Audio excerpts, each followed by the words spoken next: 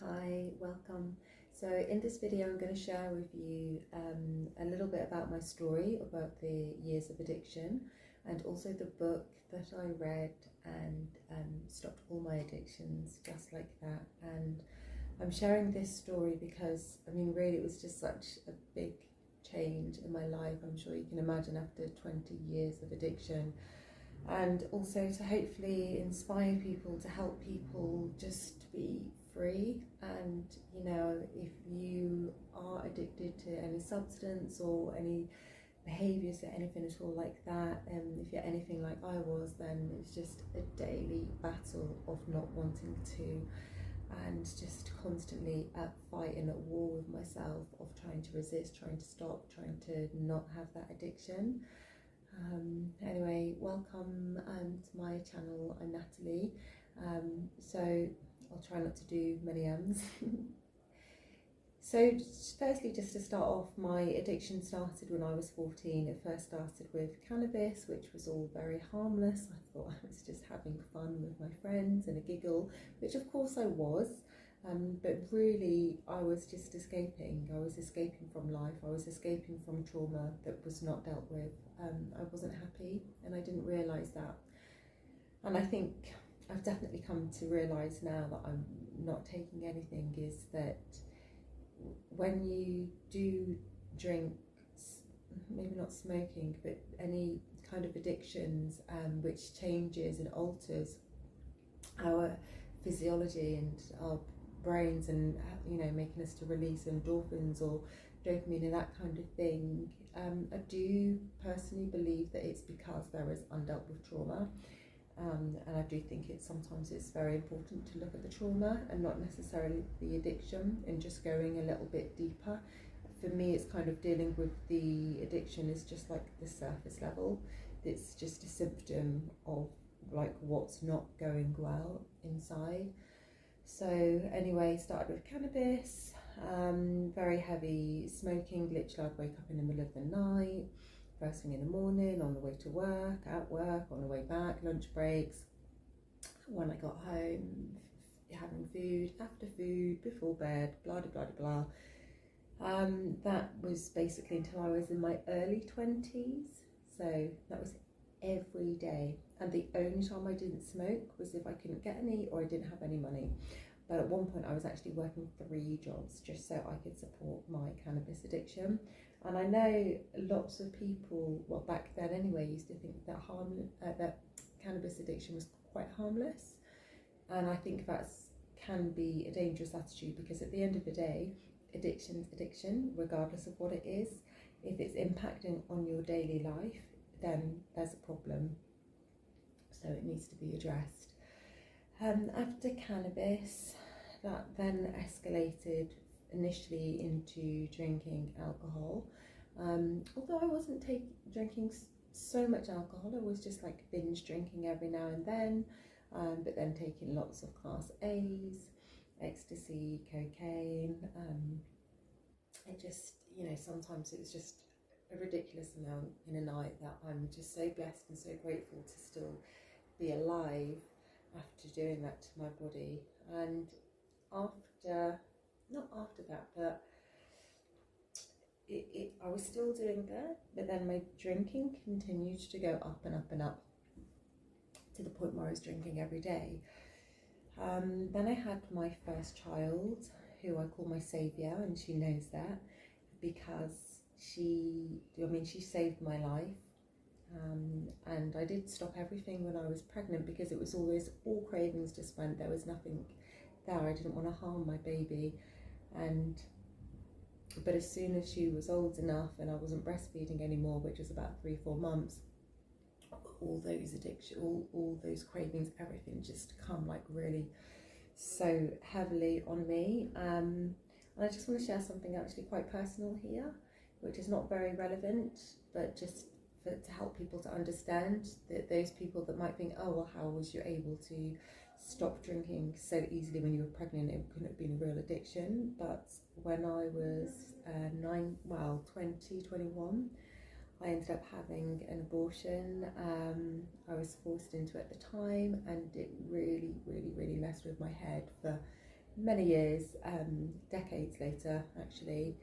And so when I was then pregnant this time, there was this massive overarching thing like, I must protect my baby at all cost. And that was such the strongest thing, because I felt like I let my first child down and I didn't want to do that again. And so maybe because of that strength and that just like, I have to do this for my child kind of thing, it just took those cravings away, and I was very grateful for that. At the end of the pregnancy, I did have a very massive craving for cocaine, because there was a big bag that was around at the time, and I was thinking, I could just rub it on my gums, and I was just like, no, what the are you thinking about? Don't do that, which I didn't, and obviously I'm grateful that I didn't. So anyway, got back into drinking and drugs again, not quite to the scale as before, but definitely drinking every day. Excuse me, it's like beers, sometimes wine.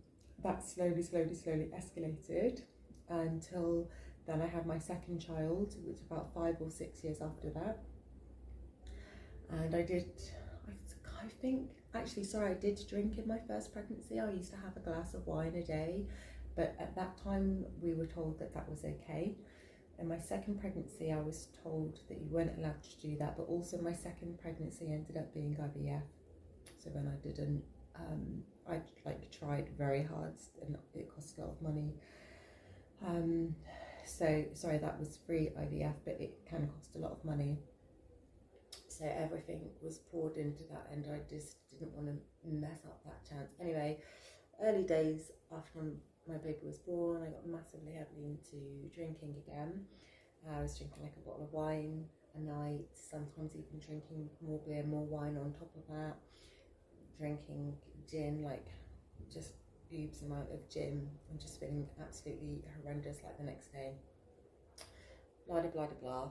I'm going to just cut straight to it because, anyway, you get my drift. I had a lot of addictions, and even with my children I had addictions, and actually by the time I had my twins, which was 3 years after my second pregnancy, my addictions actually built to the point of still drinking daily with the wine, but then I was addicted to codeine tablets as well, and I was taking such high amounts of codeine tablets that the doctor basically started prescribing them for me, because they said they were just basically lucky I didn't have an overdose, and I hadn't had a staggered overdose, because I was taking them with like codeine mixed with paracetamol and ibuprofen and blah blah blah.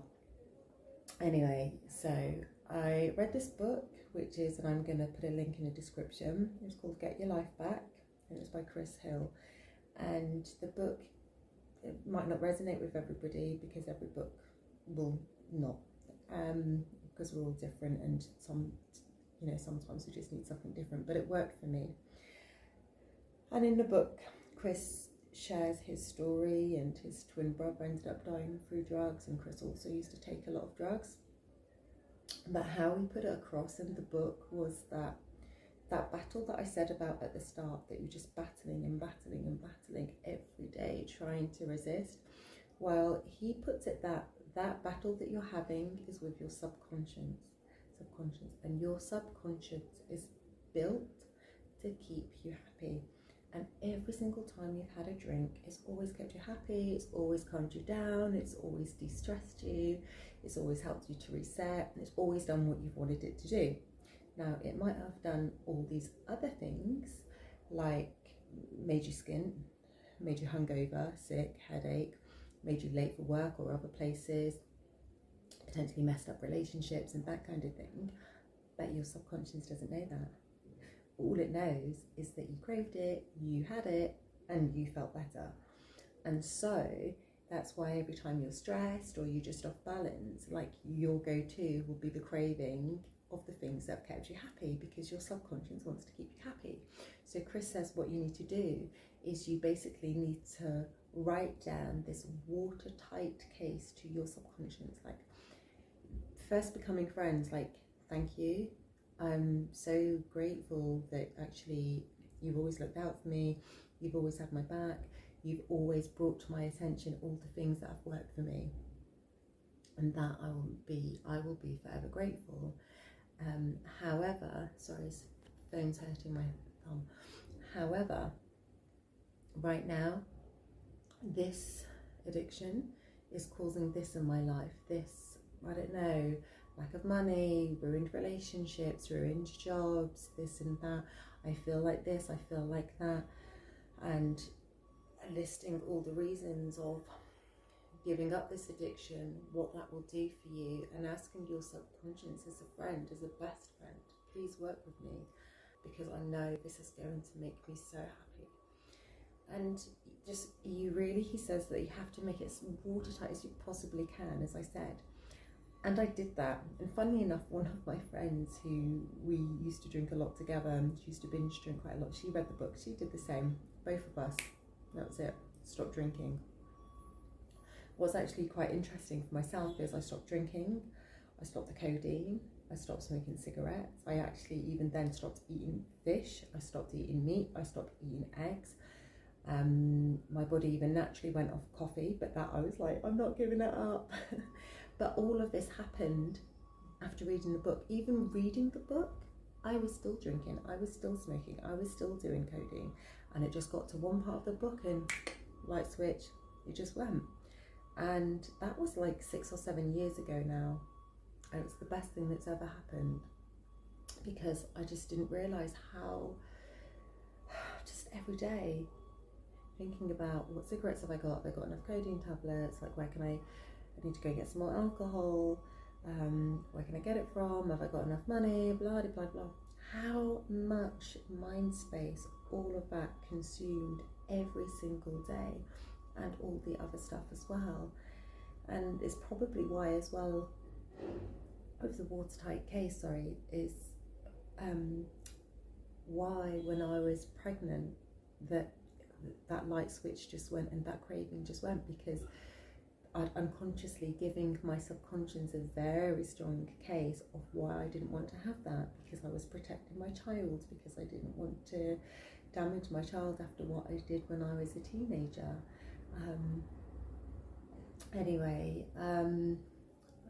with all of my scripts, I don't have a script, which is probably why I waffle a little bit. So now I'm thinking it might be a natural end, but I really hope if you've listened to this, whether it's for yourself or whether it's for anybody you know, that I hope this video has helped you.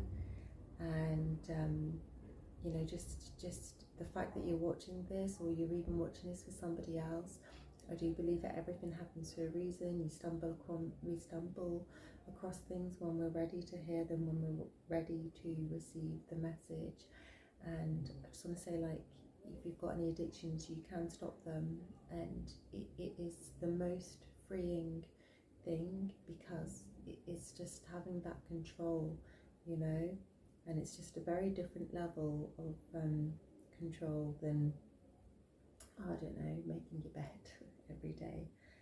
Anyway, so much love and blessings. If you have any questions at all, or if there's anything I kind of started but went off on a tangent, didn't quite finish, do let me know, and I'm happy to share. Or if there's anything you want me to go further on, then I will, no worries. Okay, bye.